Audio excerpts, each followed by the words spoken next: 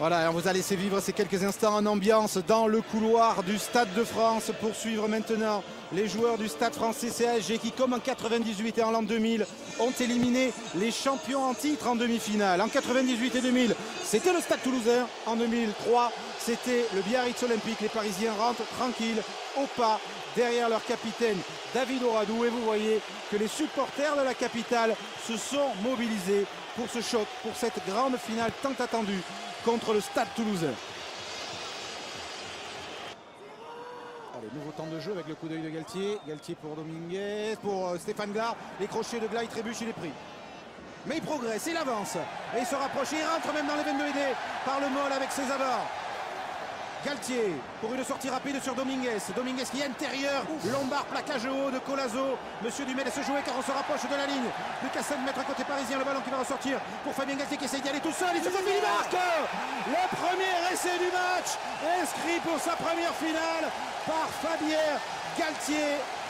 Les Parisiens ont l'occasion de passer en tête dans les dernières minutes de cette première période. On a vu beaucoup de volonté, mais c'est parti. On les voit là, ils sont à côté.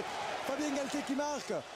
Et c'est Stéphane Glas qui fait la différence au départ. Et puis après, on a vu là un plaquage haut, mais il y repart encore. Thomas Lombard, regardez, ça c'est de la volonté. Ouh, il y a Ignacio Corletto à mon avis qui se croyait à la piscine. Et puis c'est finalement Fabien Galtier qui passe là dans un trou de souris. On va le voir, il l'a fait plusieurs fois depuis le début de la rencontre. Et là, ça a marché. Avec des joueurs qui étaient en train de se replacer, ils ont joué plus vite que la défense. Le capitaine de l'équipe de France sur cette pelouse du Stade de France qu'il connaît si bien résiste à la pression si particulière qui pèse sur ses épaules pour ce dernier match de sa carrière en championnat. Il a plusieurs fois tenté sa chance au ras des regroupements. Cette fois a été la bonne. Le score, un point d'avance pour le Stade Toulousain, 15-14. En attendant la transformation de Diego Dominguez. Transformation qui passe et le Stade Français repasse en tête. Stade Français 16, Toulouse 15. On est ravis du côté de Madame Dominguez. Si je la reconnais bien, c'est elle, oui. Soledad, sa supportrice numéro 1. Et la joie avec Benoît Auguste. Les Parisiens avaient besoin de revenir dans le match quelques instants avant la fin de la première période. Voyons maintenant.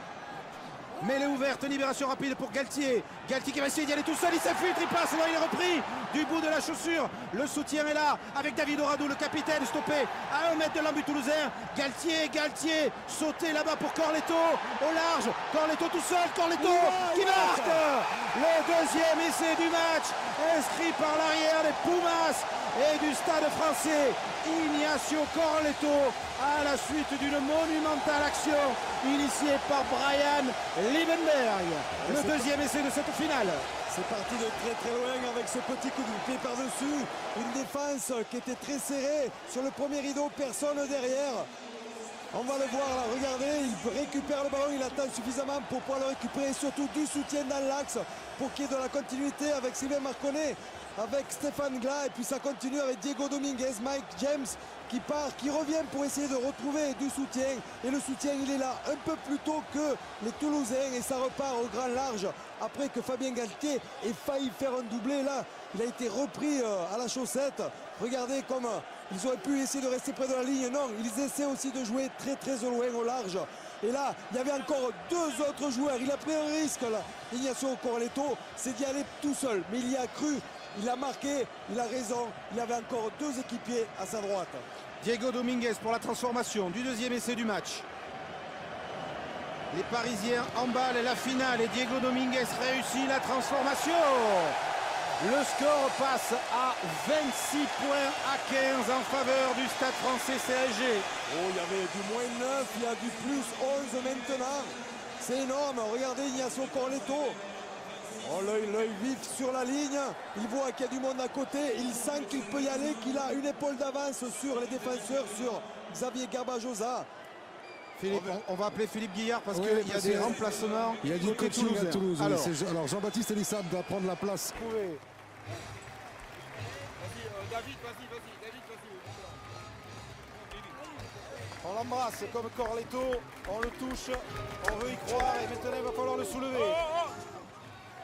Allez, donne-moi une place, mon reculé.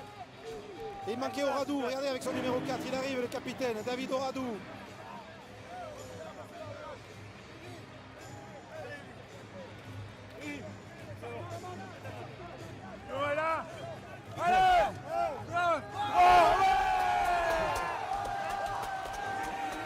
Le 11e bouclier de Brennus de l'histoire du Stade français qui égale ce soir un autre glorieux club français, l'AS Béziers.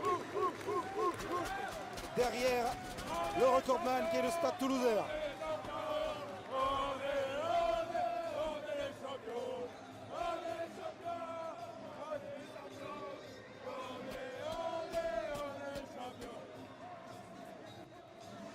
Et je suis sûr, Philippe, que beaucoup de joueurs de rugby sont heureux ce soir pour les Parisiens et aussi pour Fabien. Oui, c'est sûr, il y a tous les joueurs qui regardent parce que bon, ils l'ont vécu à un moment donné ou parce qu'ils l'ont rêvé. Ils savent que ça apporte énormément d'émotions. Dans un sens comme dans l'autre, il y a beaucoup d'affectifs, beaucoup de sensibilité dans une finale. C'est dramatique, mais c'est beau, c'est merveilleux.